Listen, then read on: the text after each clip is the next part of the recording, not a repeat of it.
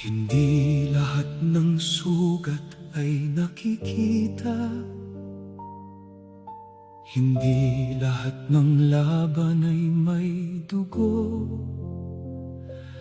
May mga mandirigmang lumalaban sa dilim, habang pasan ang sariling sakit.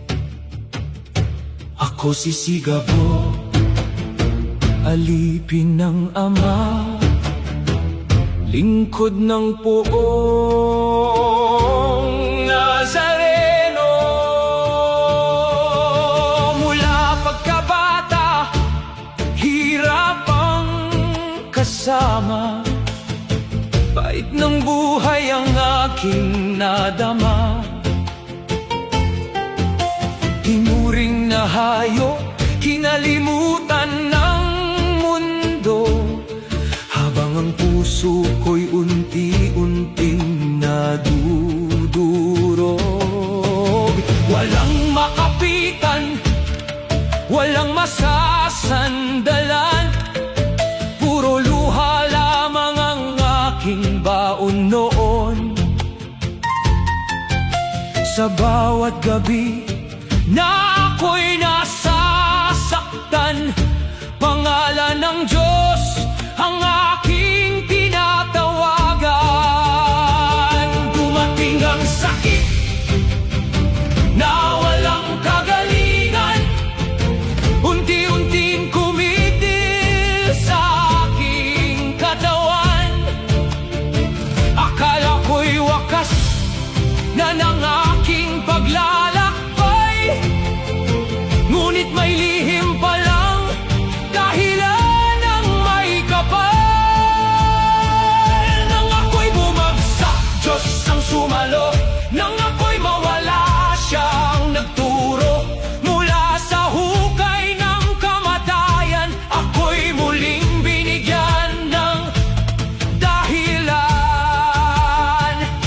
Hindi ako hari, Hindi ako hari, hindi ako banal, hindi ako banal. isa lamang akong alipin ng Ama, kasangkapan ng kanyang dakilang gawa. Poong Nazareno, ang aking sandigan, sa gitna ng unos at kadiliman.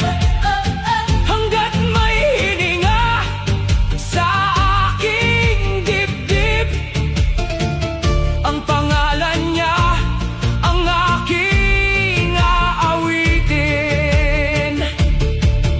Sa dulo ng buhay, nais ko siyang makita.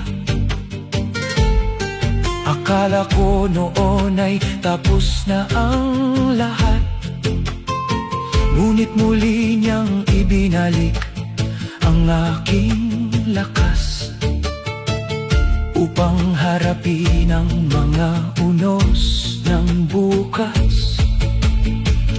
Binigyan niya ako ng tibay ng loob, sa bawat pagsubok na nais akong lumubog.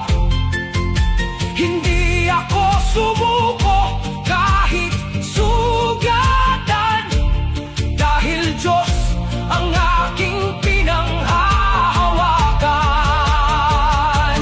Marami mga ninong ang humarang sa landas, marami mang takot ang gustong pumaslang.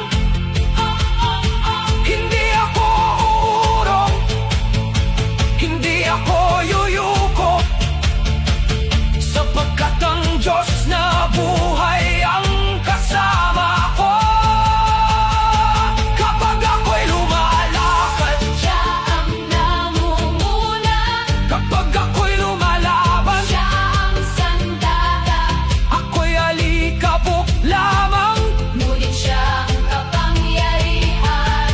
Ako si Sigabo, Mandirigmang sugatan, ngunit nakatayo. ngunit nakatayo. Maraming beses nang Bumagsak sa mundo,